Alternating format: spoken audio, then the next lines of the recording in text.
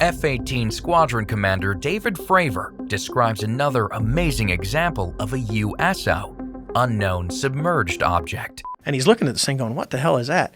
This object descends back into the depths. Unknown underwater objects complicate the UFO story. Can the same object travel in space, the atmosphere, and underwater? Listen to the full story from Commander Fravor based on this account from the 1990s. You know, people come out of the woodwork when they figure out you've had this, because now they don't feel alone. So I was working, I still do it, but I was doing oil and gas at the time on a contract, and one of the guys, the story came out, and he was a Navy helicopter pilot. And he comes in, he goes, hey, can I talk to you, man? I go, what about? He goes, dude, I got to talk to you. And I said, well, what do you want to talk to me about? He says, dude, you know your UFO? He said, yeah. He goes, I had a similar experience. I said, what's that? He said, he was flying CH-53s, which is a big lift, heavy lift that the Marine Corps uses, and the Navy uses it for certain things. And when they go off of, for the East Coast, they do a lot of shooting off of, at the time, it was off of Puerto Rico. We had Roosevelt Roads that they ended up closing. But he was flying out of there. And, you know, you got super clear Caribbean water, and they have these things, they're called BQMs. They fly around, and then when they're all done, because they'll fly towards the ships, and the ship can, sorry about that, they can track with the radar. And then they also do, in the ships or submarines shoot torpedoes, they're called telemetry rounds. So they gather all the data on what the torpedo is doing underwater, and then they blow ballast, and this thing will come to the surface and float, and then they go pick them up, and then they can extract all the data out of them. So they do it for both. So he said the first time they're out and they're going to pick up this BQM. And those things, when they're flying, they're done, a parachute comes out and they got to go, they hook it up, the helo drops the swimmer in the water. He goes and hooks this whole thing up, and then they hoist the whole thing up and fly back, and then they extract the data. So he says he's sitting in the front, you know, in helicopters, there's, you know, CH-53, you can actually see down by your feet, you know, just like typical, like you got a Hawaiian ride, because you can see when you're touching down. So you got really good visibility out of those things, and you can stick your head out the window too, because you're just kind of hanging out.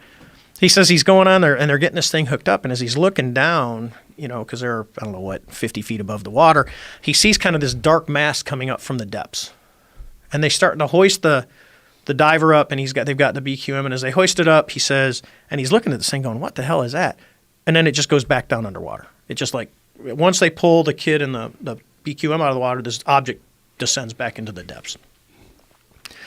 So he thinks, well, that was pretty weird. So he goes out, he says, not too long later, you know, a few months later, he's out and he's picking up a torpedo.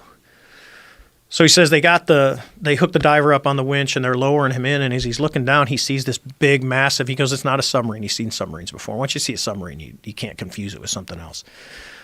This big object, you know, kind of circular, he says, is coming up from the depths, and he starts screaming through the intercom system to tell him to pull the diver up, and the diver's like a few feet from the water.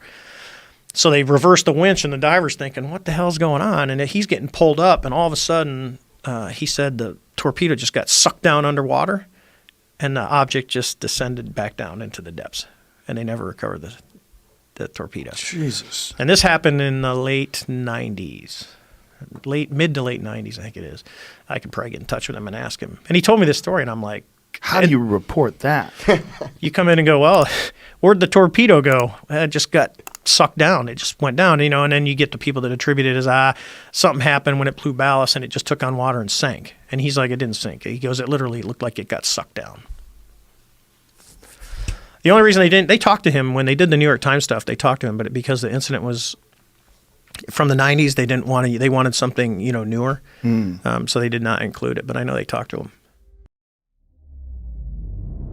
Thanks for watching this video. Click here to watch our playlist of short, credible videos covering all aspects of the UFO phenomena. And make sure you subscribe to catch the new content posted every week.